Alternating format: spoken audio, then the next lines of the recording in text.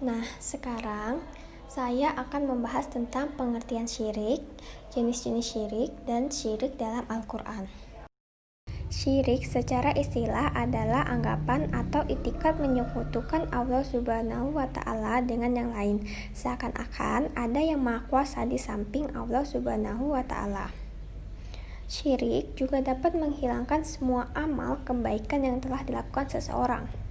Allah telah berfirman dalam Al-Quran surah Al-Luqman ayat ke-13 yang berbunyi, وَإِذْ قَالَ لُقْمَانُ لِابْنِهِ وَهُوَ يَعِظُهُ يَا بُنَيَّ لَا تُشْرِكْ بِاللَّهِ إِنَّ الشِّرْكَ لَظُلْمٌ عَظِيمٌ.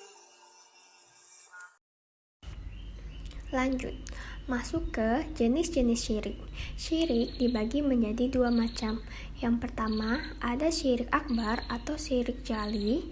Yang kedua, ada syirik asgar atau khafi. Yang pertama, kita akan membahas tentang syirik akbar atau syirik jali. Syirik akbar atau syirik jali adalah perbuatan yang jelas-jelas menganggap adanya Tuhan selain Allah dan menjadikannya sebagai tandingannya, atau syirik yang berkaitan dengan zat Allah yang disembah, asmanya, sifatnya, dan perbuatannya. Syirik akbar atau jali dibagi menjadi 4. Yang pertama, syirik dakwah atau doa. Yang kedua, syirik niat. Yang ketiga, syirik ketaatan. Yang keempat, syirik kecintaan. Nah, akan kita bahas satu persatu. Yang pertama, ada syirik dakwah atau doa. Adalah di samping berdoa kepada Allah Subhanahu wa Ta'ala juga berdoa kepada selainnya. Yang kedua, syirik niat. Keinginan dan tujuan adalah suatu bentuk ibadah yang ditujukan kepada selain Allah Subhanahu wa Ta'ala.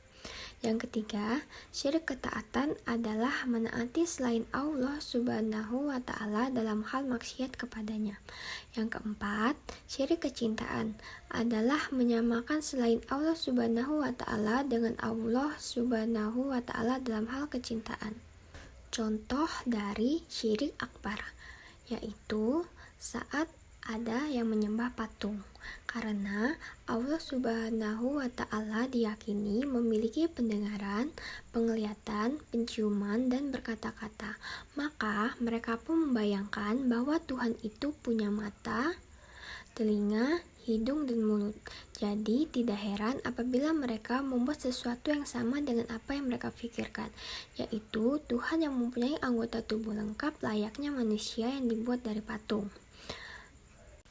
Syirik yang kedua yaitu syirik asgar atau khafi. Syirik asgar adalah perbuatan yang secara tersirat mengandung pengakuan adanya yang berkuasa selain Allah.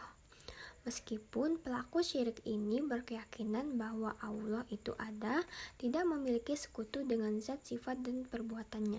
Hanya saja, di dalam syirik asgar tidak menyebabkan pelakunya keluar dari agama Islam. Akan tetapi, ia mengurangi tauhid dan merupakan perantara kepada syirik besar.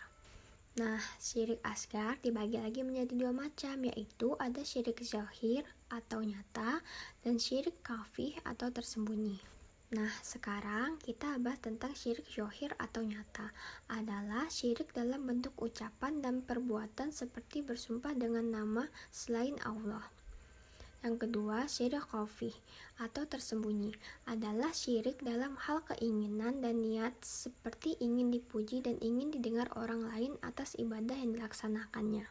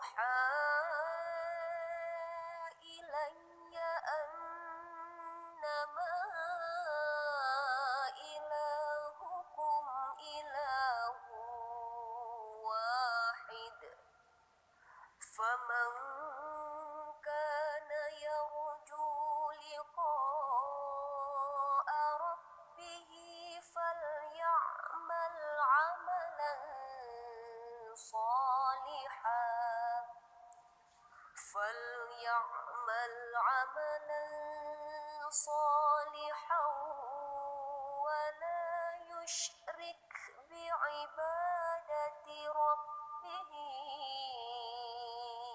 أحدا. Contoh dari syirik asgar atau syirik khafi, yaitu melakukan suatu amal tertentu hanya ingin dipuji dan disanjung orang lain.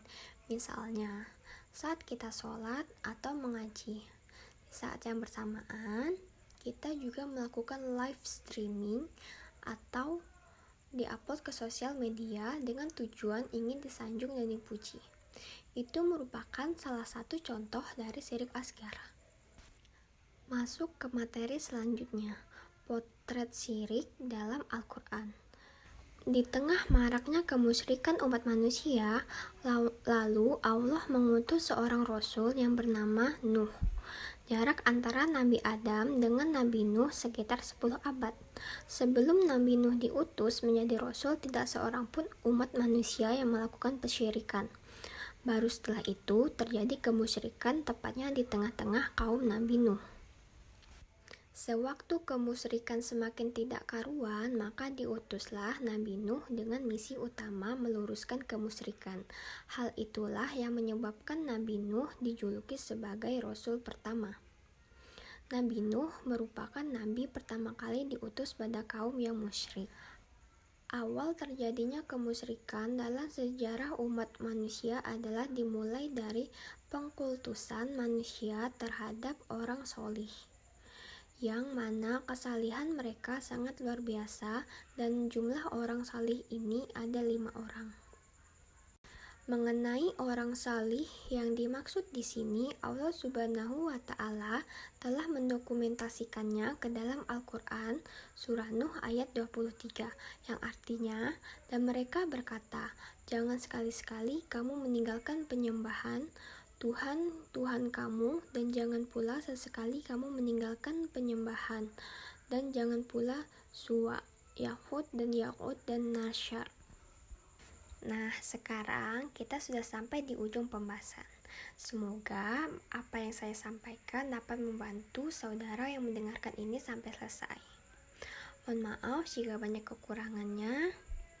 Saya akhiri. Wassalamualaikum warahmatullahi wabarakatuh.